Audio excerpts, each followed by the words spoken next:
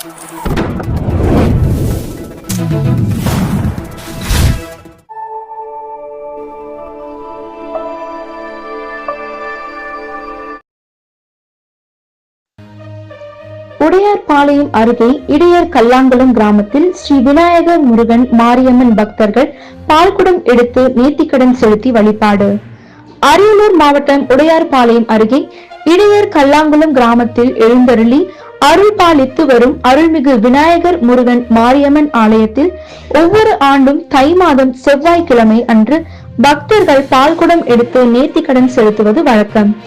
இந்நிலையில் இன்று இடையர் கல்லாங்குளம் கிராமத்தை சேர்ந்த சிறுவர்கள், பெரியவர்கள், பெண்கள் என சுமார் 30க்கும் மேற்பட்ட பக்தர்கள் அம்மனுக்கு பால்குடம் எடுத்து நேர்த்திக்கடன் செலுத்தினர். இதில் வேண்டுதல்கள் வைத்திருந்த பக்தர்கள் ஏரிக்கரையில் இருந்து சக்தி கரகம் சூடிக்கப்பட்டு வேண்டுதல்கள் வைத்திருந்த பக்தர்கள் மஞ்சள் நிற ஆடைகள் அணிந்து வேண்டுதலுக்காக சக்தி கரகம் மற்றும் பால் குடங்களை சுமந்தபடி மேளதாளத்துடன் முழங்கிய வீதிகள் வழியாக பால் குடத்தை எடுத்து வந்தனர். பின்னர் அம்மனுக்கு பால் அபிஷேகம் செய்தனர்.